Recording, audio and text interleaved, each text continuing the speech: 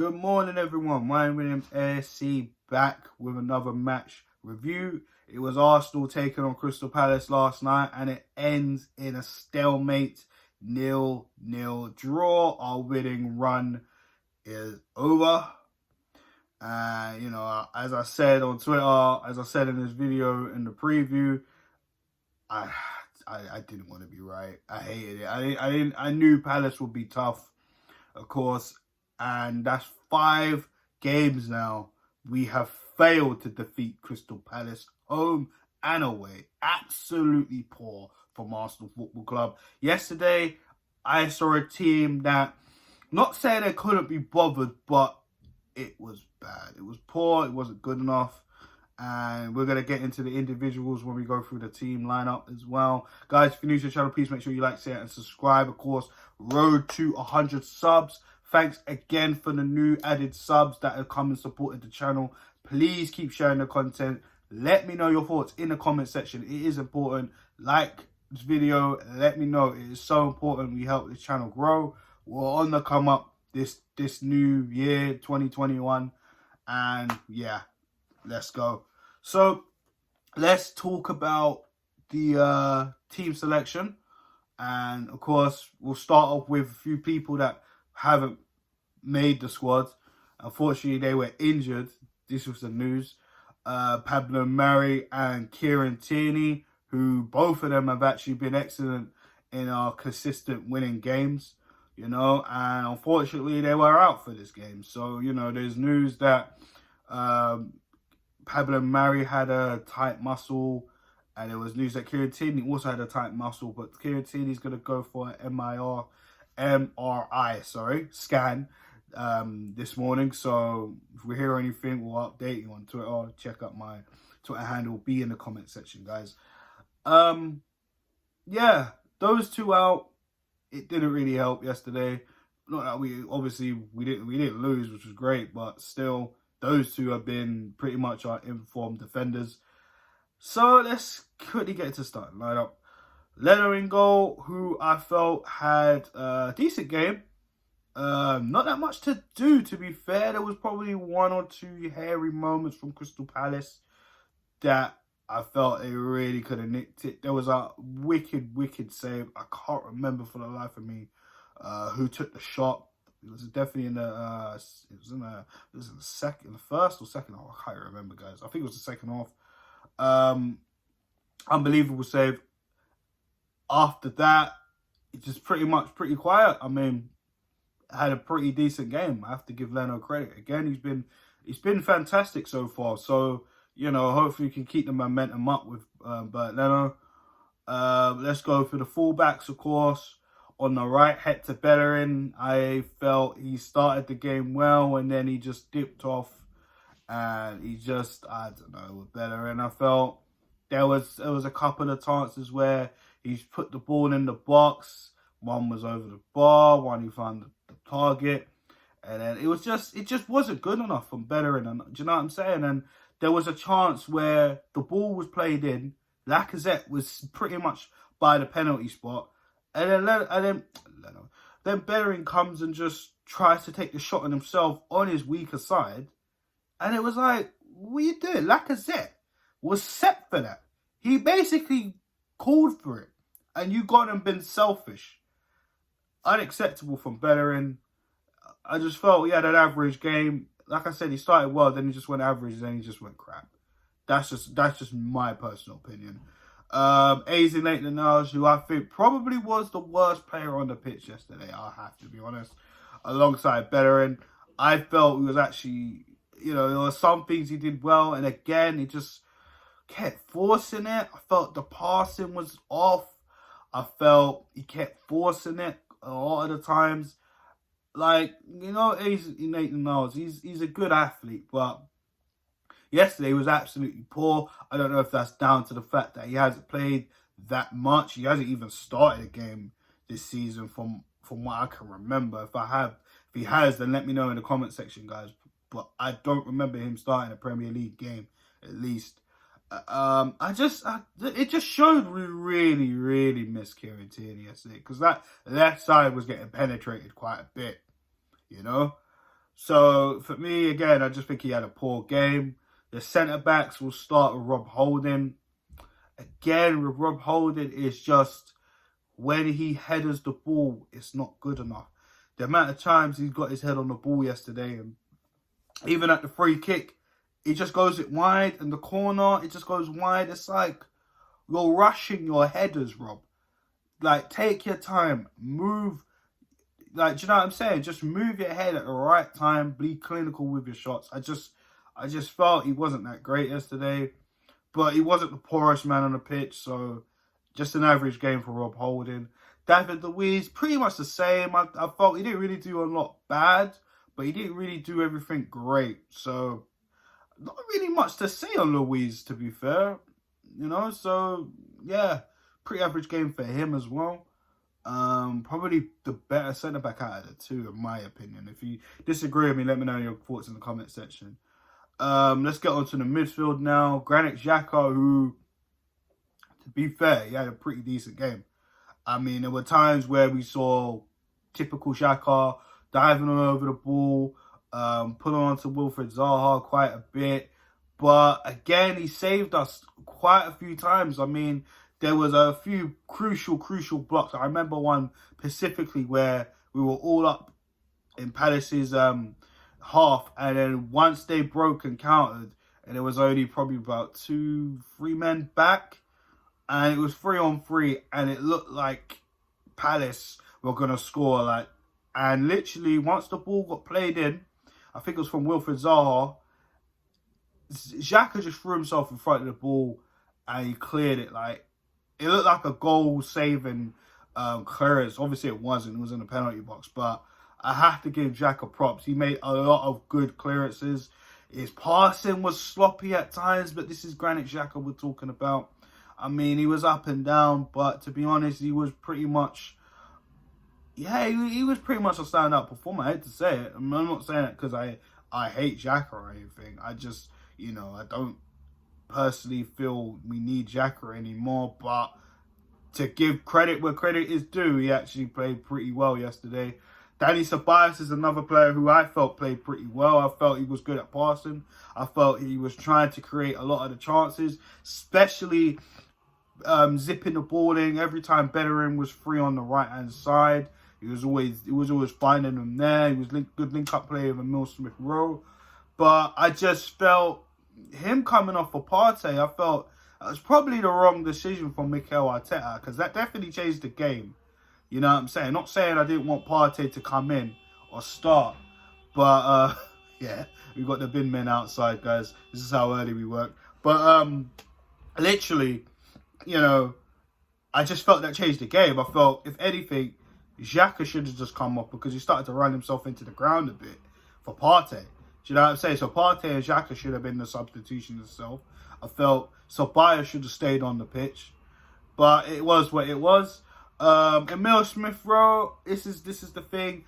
I mean, he played well, wasn't as good as the previous fixtures, but again, he's a young lad. You know, we're gonna have to give him time, of course, to adjust to first team football life on a consistent basis, in fact. And, you know, it's just one of his games, he just wasn't up for it completely. I mean, he was up for it. I'm chatting rubbish. I just felt he didn't play as good as he did in the previous fixtures. I don't know. It's just one of those games for him, innit? And this is what we're going to expect from young players. So this is why when people were crowning him, De Bruyne, I think it's just a little bit too far, guys. Just relax. Let the guy play football and let him learn. That's it. He's a good, very good prospect and a good player.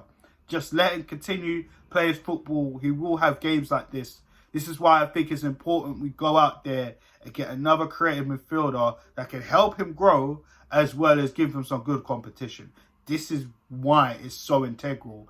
This January window, we go and get a creative midfielder. Anyways, moving from him, let's go to the wings. Let's go to Bukayo Saka. Again, another performance where, like Emile Smith-Rowe, you know, he's been playing absolutely out of his skin. But I felt he wasn't as good as he could have been today. Not sure, maybe he's running into the ground a little bit as well. But Saka, we know we can put up better performances than that.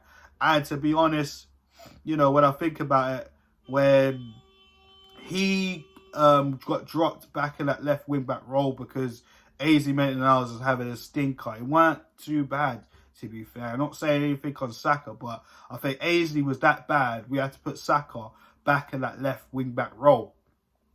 But overall, Saka weren't his great game, but, you know, he's been our best player.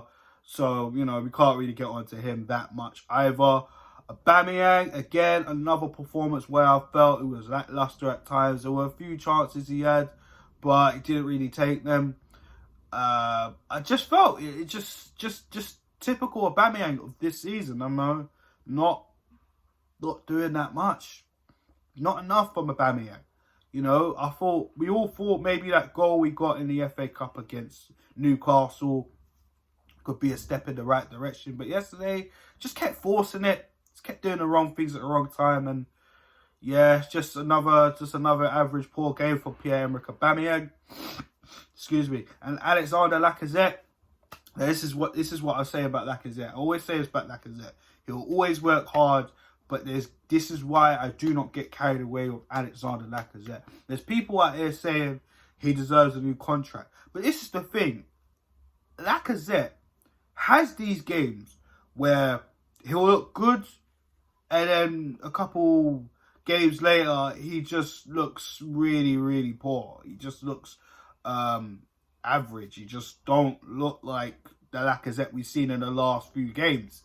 Do you know what I'm saying? I just felt the forward line was pretty poor yesterday, and this is why it was 0-0 on our side. And you know, I just didn't think he did well. I think Lacazette just has his purple patches, and this is what we're talking about, guys. So those guys who feel Lacazette deserves a new contract, I'm sorry, I can't agree with you. I still need to see more. Let me know your thoughts in the comments on Lacazette. Do you think he deserves a new contract anyways, or you know, just let me know your thoughts. You know what I mean, on Lacazette.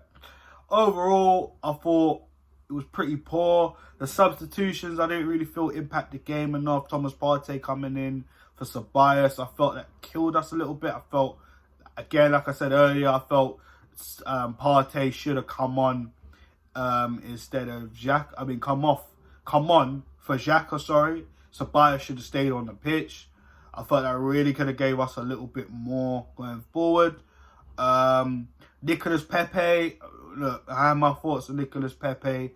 I didn't really think he did all that. He didn't really do anything, really. Do you know what I mean? He probably had one shot and it just went out the stadium, if anything.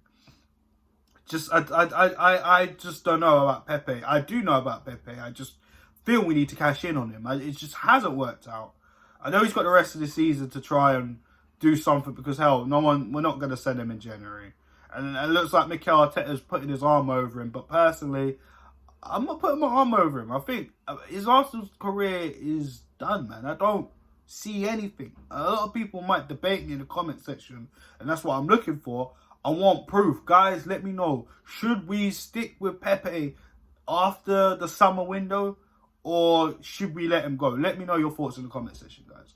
But overall, you know, Palace did well to sit back and frustrate us, and they tried to counter us, you know, like previous games at the Emirates where you looked at Wolves, you looked at Leicester, you know what I mean, what they'd done, and they went on to win the game, and we pretty much did okay dealing with that, but Palace were too numb in the forward line too. So overall, a draw was a fair result. It was a poor result for us because, you know, it's just losing a little bit of momentum carrying on for the previous 4 wins in a row in all comps.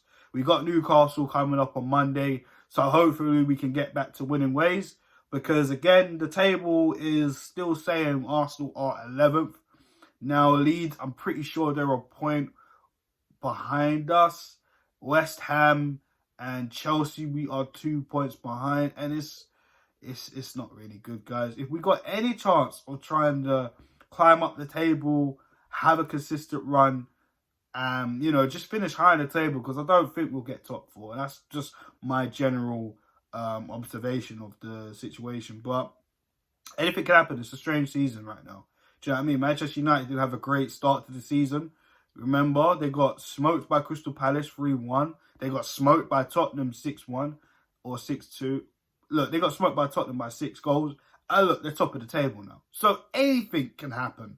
Do you know what I mean? I'm not saying Arsenal could, you know, challenge Manchester United and Liverpool for the league title. I'm not saying that. But what I am saying is stranger things have happened.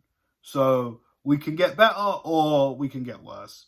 But there's going to be humps in the road, and it is what it is. I just felt Mikel Arteta let us down yesterday in his selection, and of course the substitutions. I mean, it is what it is. And you're bringing on Eddie Nketiah compared to Alexander Lacazette. Now, I know I said Lacazette had a poor game, but Balogun, who we talk about, guys, who we all want to keep, right? And the news is he needs more games. This will convince him to stay. Is nowhere to be seen again. So I honestly feel like they're not really that bothered about Balogun. He's probably going to go. I hate to be reactionary like this, but this is absolutely a travesty of Arsenal Football Club. Eddie Nketiah came on and he didn't do a damn thing. It's as simple as that. West Ham are interested. Why are we not entertaining that? If not, you don't want to sell him, loan him. Loan him with an option to buy, and we'll review it in the summer. Balogun gets more game times. It's as simple as that. But hey, I'm just an Arsenal fan with my views. So guys, let me know your thoughts in the comment section. Like, share, subscribe. This was Arsenal 0, Crystal Palace 0, the match review. And guys, continue to like the content, of course, share the content, and leave your comments in the video. So guys, I'm out, and have a good morning. Peace.